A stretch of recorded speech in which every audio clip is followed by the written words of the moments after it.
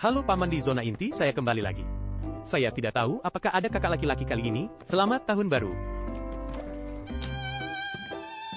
Sepertinya tidak ada orang. Kalau begitu, Paman akan makan dulu. Sialan, Lao Tai. Bisakah Lai tidak meletakkan barang bagus di atas meja? Saya akan mencoba roti besar ini.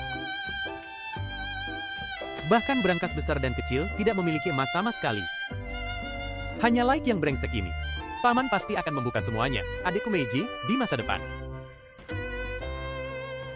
Seorang kakak laki-laki kembali. Paman datang. Ini Kak Veyron. Hai Kak Veyron. Saya bergegas melakukannya. Namun, Kak Veyron tidak berencana untuk memeriksa ranselnya. Langsung saja, memulai pertempuran. Kalau begitu, berikan Kak Veyron sebuah permata merah kecil. Sebelum bertempur, mari kita berikan satu untuk Dahao Lian. Kalau begitu, saya akan mulai makan. Kak Veyron punya rencana besar. Dia bahkan tidak mengambil peluru Natal yang dimakan Paman. Lain kali tidak boleh seperti ini. Bagaimana jika kamu bertemu Paman yang jahat?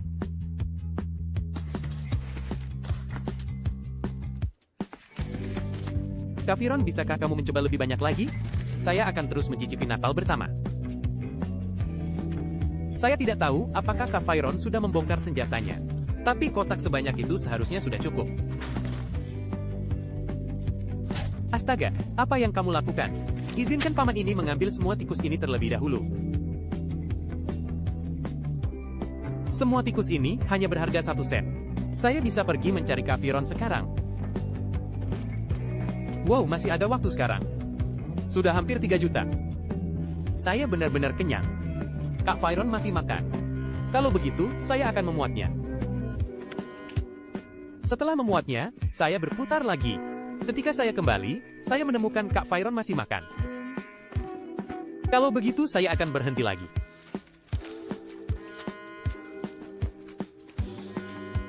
Sekarang saya benar-benar tidak bisa makan lagi.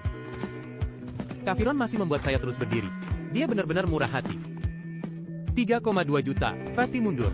Saya makan Natal dan sudah 3 juta. Saya harap Kak Veyron bisa makan 10 juta. Terima kasih Kak Veyron yang kesepian. Membiarkan Paman makan sampai kenyang.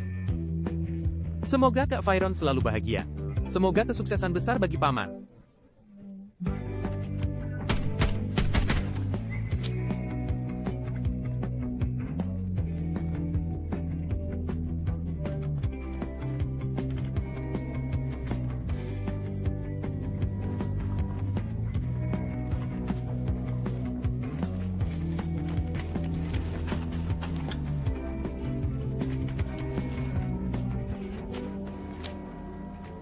Namun, para kakak laki-laki tampaknya tidak melihat barang-barang saya.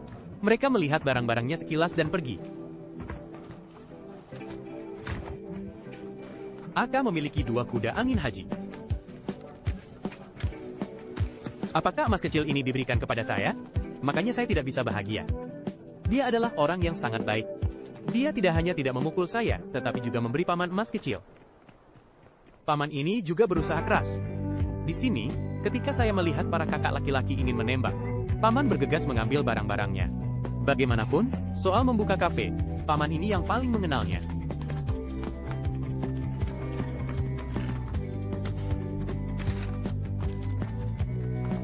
Setelah membuka kafe untuk para kakak laki-laki, 2 kuda angin tampaknya sangat bahagia. Ada yang bilang membakar sampai ke pakaian. Paman ini masih harus mengikis pakaian. Saya akan mengirim para kakak laki-laki ke zona pertempuran. Kembali ke zona lama, saya menemukan tempat ini telah dimakan bersih oleh para kakak laki-laki. Paman ini hanya bisa makan sepiring makanan.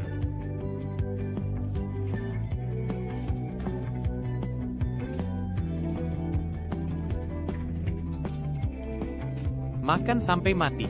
Tidak ada emas sama sekali. 2 kuda angin makan terlalu bersih. Untungnya masih ada sarang burung. Saya tidak pernah menyangka suatu hari nanti, anting kuda angin ternyata enak. Sial, sudah 20 menit. Mengapa masih ada siswa yang menembakkan panah ke gurun? Ternyata itu kakak laki-laki saya. Tidak masalah kalau begitu. Kakak Feng mulai melempar ekor saat bertemu. Terima kasih Kak Feng, saya tidak akan sopan. Halo Kak Luna. Meskipun saya tidak tahu mengapa saya kembali lagi. Tapi saya tahu pasti. Saya tidak akan makan apapun di tengah jalan.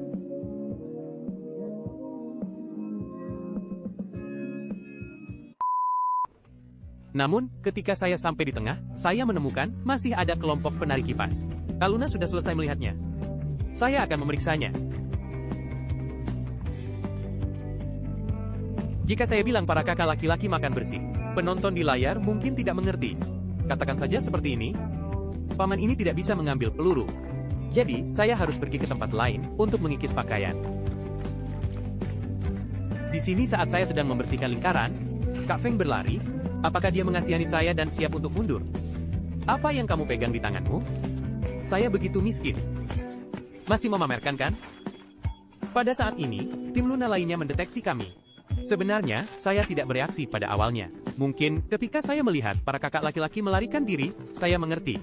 Para kakak laki-laki tidak melawan sama sekali. Mungkin mereka takut pada siapapun yang mereka lihat. Perasaan tidak berdaya ini sepertinya tidak berbeda dengan saat saya melarikan diri sendiri. Kakak Feng yang memimpin di sini dipukul. Berani menyentuh kakakku. Kak Feng, kami akan membalas mereka. Kak Feng bahkan tidak menoleh. Saya bilang kita tidak berdaya sebelumnya. Tampaknya tidak akurat. Karena saya merasakan sedikit kepengecutan. Begitulah, trio pengecut menunggu dengan tenang di area asrama.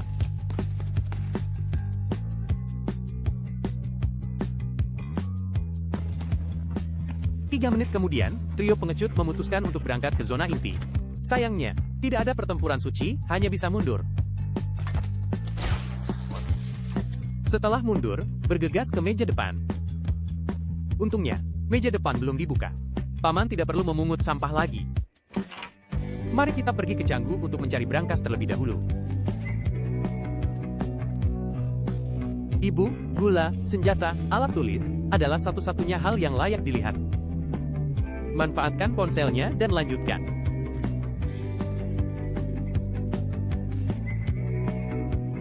Makan lagi, dengar langkah kaki. Seharusnya kakak laki-laki saya yang pengecut. Meskipun kalian tidak bisa mengalahkan orang lain, tidak apa-apa.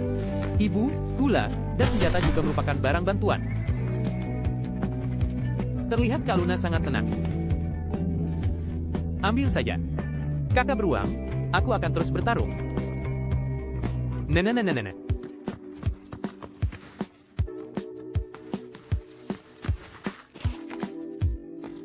Hadiah balasan dari Kak Luna. Kalau begitu, saya tidak akan sopan. Tidak akan menjadi orang baik. Jangan pernah mengambil barang kakak beruang secara gratis.